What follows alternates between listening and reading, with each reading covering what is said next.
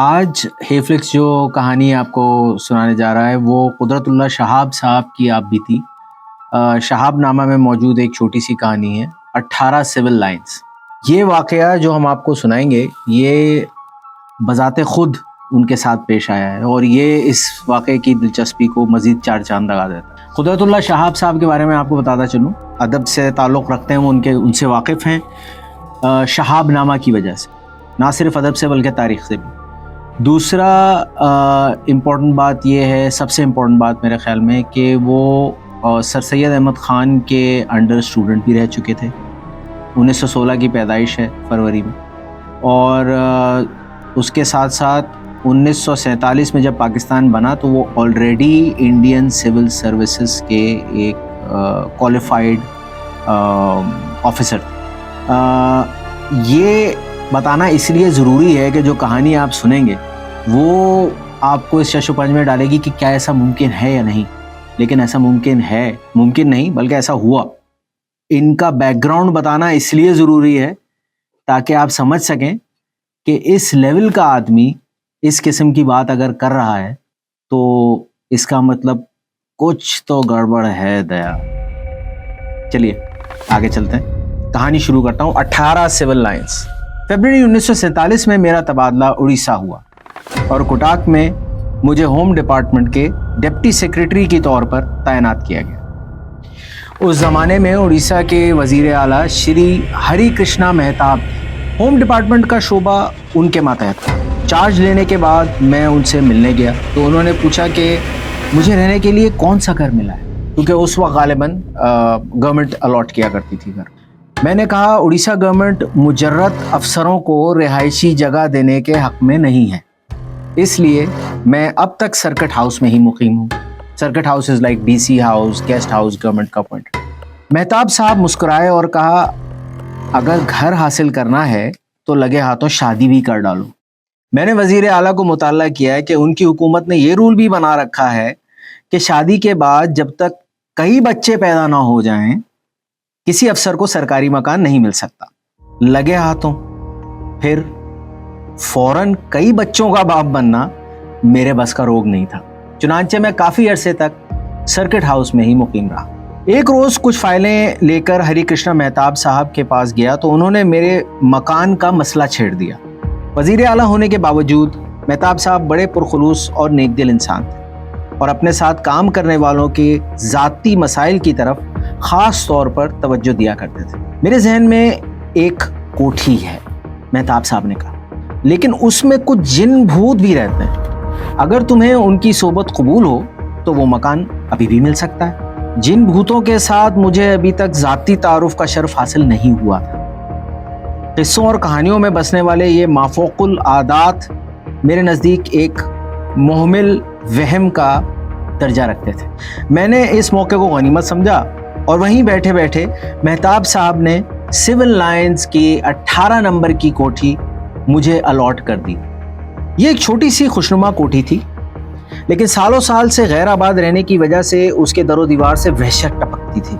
کوٹھی کے ساتھ ایک وسیع و عریض لان تھا، چاروں طرف لمبی لمبی گھاس اگی ہوئی تھی، زرد زرد سوکھے ہوئے پتے ڈھیروں ڈھیر بکھرے پڑے تھے۔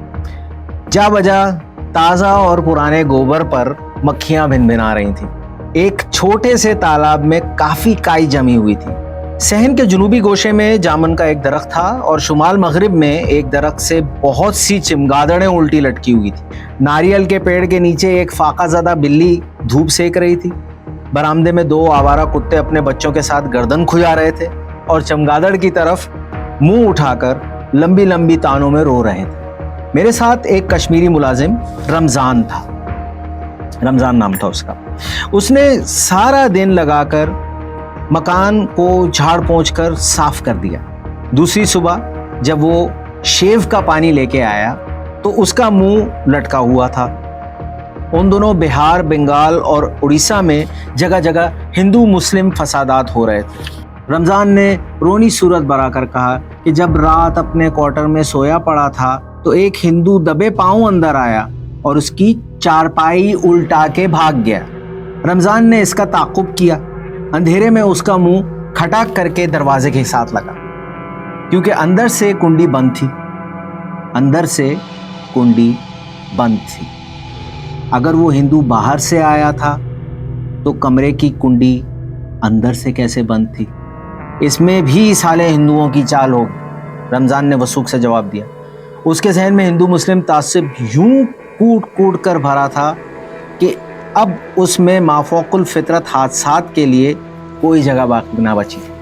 18 سول لائنز کی جو خصوصیت سب سے پہلے کھٹکی وہ یہ تھی کہ وقتاً فوقتاً اس کی چھت انگڑائیاں سی لیتی محسوس ہوتی تھی۔ رات و دن میں کئی بار چھت کھٹاک کھٹاک بجتی تھی، جیسے لوہے کی گرم چادر ٹھنڈی ہو کر چٹکتی ہے۔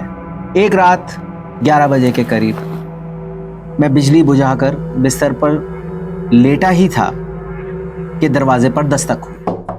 میں نے سوچا شاید رمضان کوئی چیز بھول گیا ہوگا، دینے آیا ہے، لیکن دروازہ کھولا تو برآمدہ خالی تھا۔ البتہ ہوا کا ایک گرم سا جھونکا میرے چہرے سے ضرور ٹکرا ہے۔ فیبروری کی وہ رات کافی ٹھنڈی تھی، لیکن برآمدے میں یوں محسوس ہوتا تھا جیسے کہیں پاس ہی الاؤ جل رہا، یعنی آگ جل رہی۔ اس رات کے بعد یہ دستک ایک معمول بن گئی۔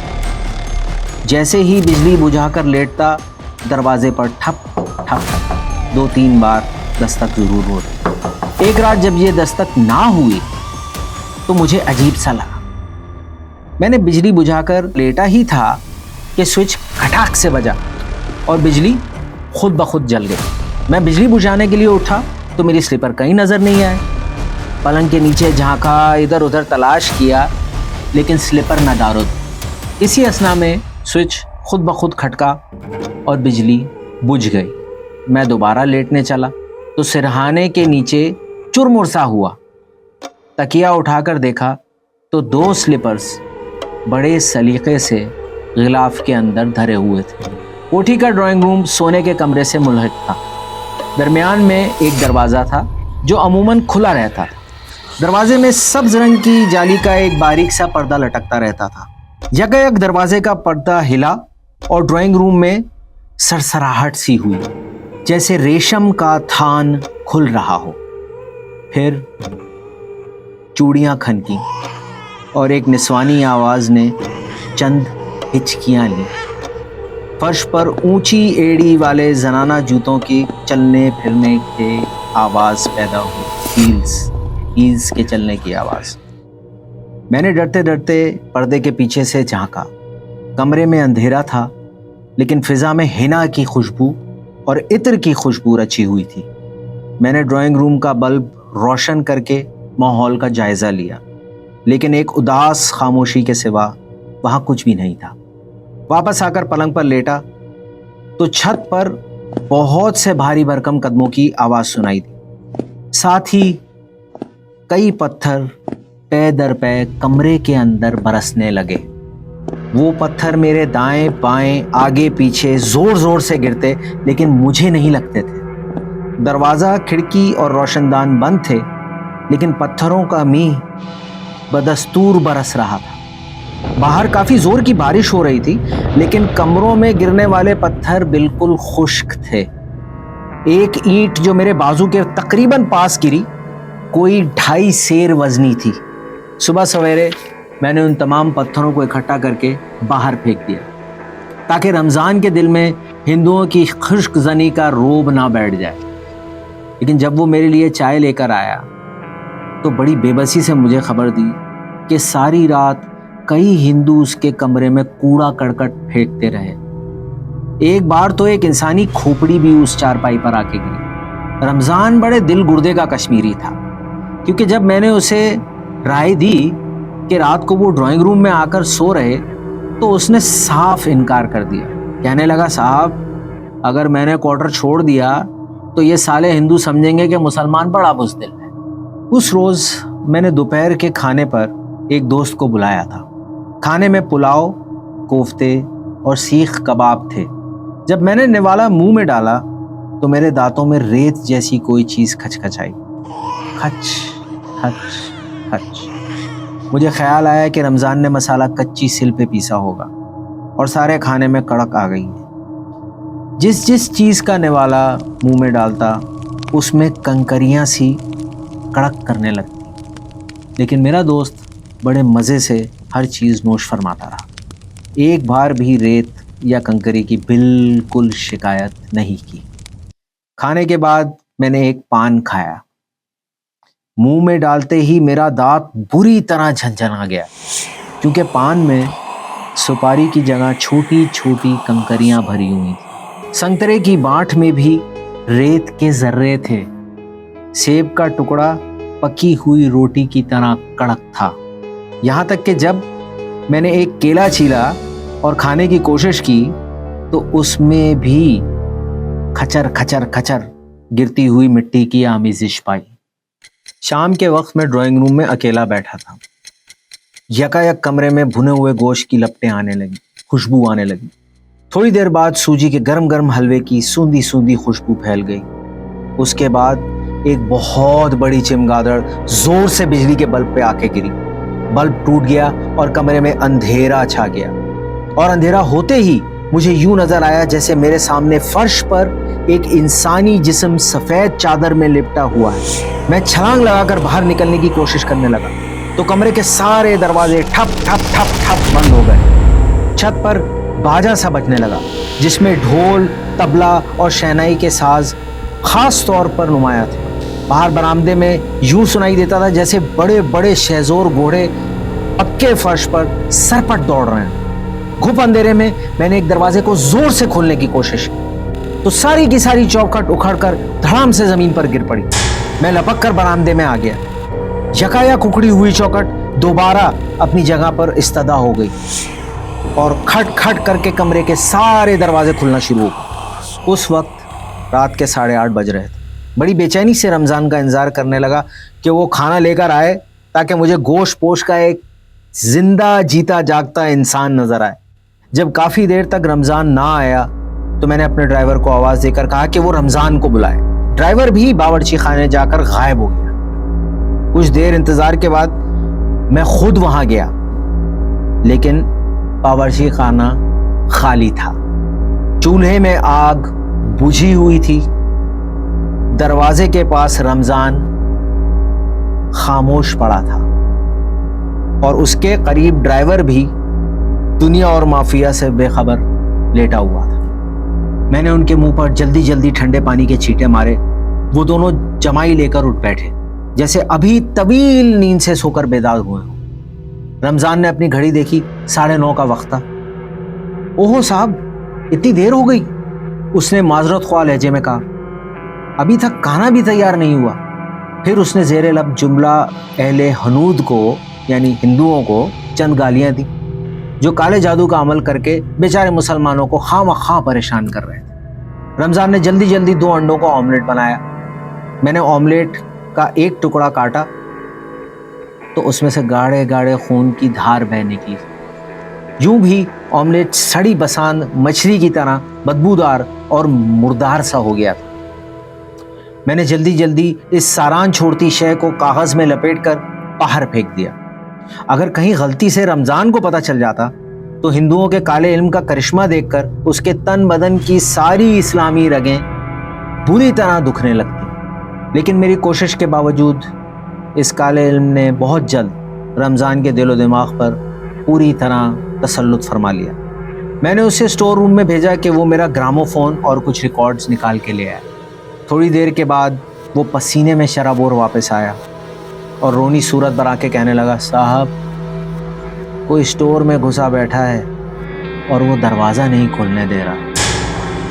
मैं रमज़ान के साथ स्टोर रूम गया, उसके साथ दरवाजे को धक्का दिया। किवाड़ थोड़ा सा खुला, फिर गुलैल की रबर की तरह जन्नाटे की आवाज़ के साथ वापस घूम कर आया और बंद हो गया। हम दोनों ने किवाड़ के साथ कंधा लगाकर जोर से धक्का दिया, लेकिन ऐसा मालूम होता था कि कोई शय अंदर है जो पूरी कुव्वत के साथ दरवाजे को बंद रखने पर तुली हुई है। यकायक रमज़ान को एक तरकीब सूझी। वो चारों शाने चित जमीन पर लेट गया और अपने दोनों पांव दरवाजे के साथ मिलाकर पूरे जोर से धक्का देने लगा। दरवाज़ा खटाक से खुल गया और रमज़ान इसी तरह लेटा हुआ रफ्तार के साथ अंदर घुसता चला गया। ایسا معلوم ہوتا تھا کہ جیسے کوئی اس کی ٹانگوں سے پکڑ کر اس کو بری طرح گھسیٹ رہا ہے۔ کمرے میں گھپ اندھیرا تھا۔ میں نے بجلی جلائی تو رمضان اٹھ کر کپڑے جھاڑتا ہوا دکھائی دیا۔ اس کی پیٹھ اور کونیاں بری طرح چھل چکے تھے، کپڑوں پر جگہ جگہ خون کے دھبے پڑے ہوئے تھے۔ رمضان لنگڑاتا ہوا خاموشی سے باہر چلا گیا۔ میں نے گراموفون اور ریکارڈ اٹھائے اور ڈرائنگ روم میں چلا آیا۔ اتنے میں میرا ڈرائیور اندر آیا اور کہا، صاحب رمضان گاڑی میں باہر جانا چاہتا ہے، لے جاؤں؟ کہاں جائے گا؟ میں نے پوچھا۔ شاید شہر جائے گا صاحب، لے جاؤں؟ میں نے کہا جلدی واپس آنا۔ رات کے اندھیرے میں جب میری موٹر کمپاؤنڈ سے باہر نکلی تو اس کی پچھلی سرخ بتیاں دور تک نظر آتی رہیں۔ جب کار کی بتیاں نظر سے اوجھل ہو گئیں تو پیچھے سے میرے کندھے پر کسی نے ہلکا سا ہاتھ رکھا۔ میں اچک کر پیچھے مڑا، وہاں کچھ بھی نہیں تھا مگر اس غیر مرئی لمس کی جھنجھناہٹ بہت دیر تک میری رگوں پہ میں سرسراتی رہی۔ ماحول کی اس گوستانی کیفیت کو توڑنے کے لیے میں نے سیگل کا ایک پسندیدہ ریکارڈ گراموفون پر رکھا اور چابی دینے کے لیے باجے کی کنجی کو گھمایا۔ چابی لگنے کے بجائے بڑی سرعت کے ساتھ الٹی طرف گھومنے لگی۔ میں نے سوچا شاید چابی پہلے سے لگی ہوئی ہوگی، چنانچہ میں نے سوئی نکال کر ساؤنڈ باکس کو ریکارڈ پر رکھا اور چلا دیا۔ ریکارڈ میں سے پہلے ایک ننھے سے بچے کی رونے کی آواز آئی، پھر کسی عورت کی سسکیاں سنائی دی اور پھر گویا ایک بھوچال سا آ گیا۔ ریکارڈ میں بھیانک آوازیں آنے لگیں، جیسے بہت سارے گلے بیک وقت بے دردی سے گھونٹے جا رہے ہوں۔ یوں بھی سارے کمروں میں خوفناک سا ارتعاش چھا گیا اور کھڑکیوں اور دروازوں میں بیسیوں سنک بجنے لگے۔ ان نکوسوں کی آواز ویسے ہی تھی جیسی ہند وارتھیوں کے ساتھ سنک پھونکنے پر برآمد ہوتی ہے، یعنی یہ ان کی کوئی جو رسم و رواج جو ہندوؤں کے ہوتے ہیں اس کے اندر جو شہنائیاں بجائی جاتی ہیں اس طرح کی آواز تھی۔ بجلی کی روشنی مدھم ہوتے ہوتے موم بتی کی طرح ہلکی ہو گئی اور دھیمی دھیمی روشنی میں سرخ سرخ انگارے تیرنے لگے۔ مجھے ایسا محسوس ہونے لگا جیسے میرے گرد و پیش بہت ساری لاشیں چڑھ چڑھ چڑھ چڑھ جل رہی ہوں۔ شمشان بھومی کے یہ وحشتناک لمحے بے حد طویل ہو گئے اور صدیاں گزرنے کے بعد جب میری گاڑی کی تیز تیز روشنیاں دوبارہ کھڑکی پر پڑیں تو مجھے یوں محسوس ہوا جیسے سارے مکان کو تیز تیز شعلوں نے اپنی آغوش میں لے لیا۔ رمضان لنگڑاتے ہوئے کمرے میں داخل ہوا۔ اس کے پیچھے ایک سفید پوش بزرگ تھے جنہوں نے سبز منکوں کی تسبیح گلے میں ڈالی ہوئی تھی۔ ان کے ہاتھ میں موٹا سا عصا تھا اور سر پر درویشوں والا چگوشا ٹوپی تھی۔ یہ درویش حاجی علی اکبر مانوس تھے۔ حاجی صاحب کٹک کی جامع مسجد کے خطیب تھے اور ایک خوش بیان شاعر ہونے کے علاوہ ان کی نیکی اور پارسائی کا بھی بہت بہت چرچا تھا۔ گراموفون بدستور آہ و فغاں میں مصروف تھا اور شنکھوں کی جگر چاک کرنے والی آواز سرنگ میں چیخ کی طرح گونج رہی۔ حاجی علی اکبر مانوس چند ساعت دم بخود کھڑے رہے، پھر انہوں نے ایک کاغذ پر کچھ لکھ کے گراموفون کے ساؤنڈ باکس پر رکھ دیا۔ ساؤنڈ باکس اچانک زخمی ٹانگ کی طرح لڑکھڑایا۔ ایک دو ثانیے کے لیے اس میں سے کھڑ کھڑ کھڑ کھڑ آوازیں آئیں اور پھر ریکارڈ میں سیگل کی اپنی آواز شروع ہو گئی، ایک بنگلہ بنائے نیارا۔ یہ وہ گانا تھا۔ حاجی علی اکبر مانوس مسکرائے، اپنی جیب سے ایک تسبیح نکال کر فرش پر دو زانوں بیٹھ گئے۔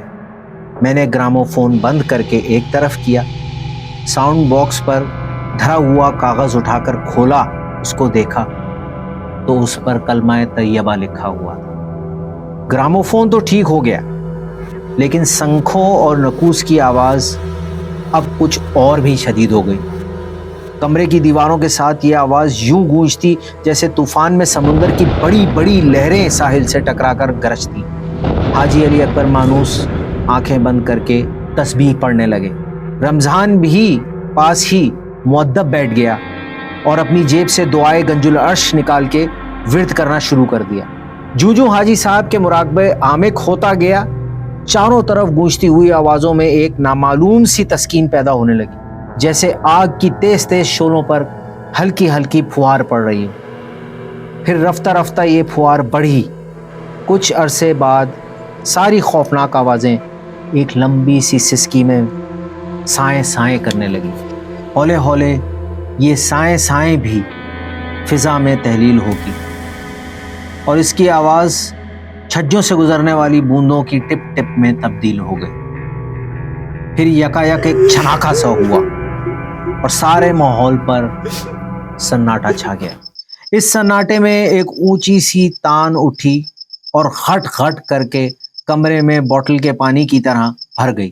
دھواں اور غبار کا ایک ریلا سا آیا اور مکان کی اینٹ اینٹ سے بے حد خوش الحان قرت میں اذان کی صدا آنے لگی۔ یہ اذان مشرق سے مغرب اور شمال سے جنوب تک پھیل گئی اور اس کی بلند آہنگی اور خوش آہانی سارے عالم پر ایک زرکار شامیانے کی طرح چھا گئی۔ کچھ عرصے کے بعد ایک روز میں شری ہری کرشن مہتاب کے پاس بیٹھا تھا، وہی وزیر اعلیٰ۔ سنائیے، نئے مکان میں کسی بھوت پریت سے سابقہ تو نہیں پڑا؟ بھوت پریت تو عورتوں اور بچوں پر زیادہ اترتے ہیں، میں نے مذاق میں کہا۔ میں اکیلا رہتا ہوں، بھلا میرے پاس ان کا کیا کام؟ تعجب سے وزیر اعلیٰ نے کہا، اس مکان میں جو روح آتی ہے وہ ایک جوان اور خوبصورت لڑکی کی ہے۔ میرا خیال تھا کہ وہ تم میں ضرور دلچسپی لے گی۔ وہ لڑکی کون تھی؟ میں نے استجاباً پوچھا۔ شری ہری کرشن مہتاب سفید کھدر کی ٹوپی سر سے اتار کر میز پر رکھتے ہوئے کہانی سنانے والی بوڑھی بوڑھیوں اور نانیوں والے موڈ میں آ گئے۔ سٹوری موڈ آن۔